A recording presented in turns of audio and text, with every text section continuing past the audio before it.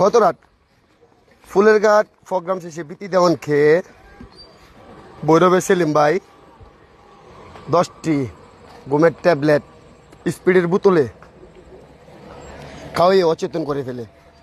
বিতি দেওয়ানের মায়ের বার্ষকর হলো বিতি দেওয়ানকে ভৈরবের সেলিম ভাই দর্শনের চেষ্টা করে।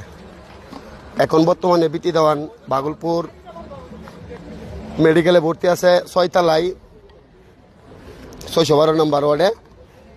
তো বিতি দেওয়ান যতক্ষণ পর্যন্ত সুস্থ না হয়েছে তখন তো আমরা বলতে পারতেছি না আসলেই কি তারা ঘুমের ওষুধ খাওয়ানোর পরে দর্শনের চেষ্টা করা হয়েছিল নাকি কোন কারণে ঘুমের ওষুধ খাইছে।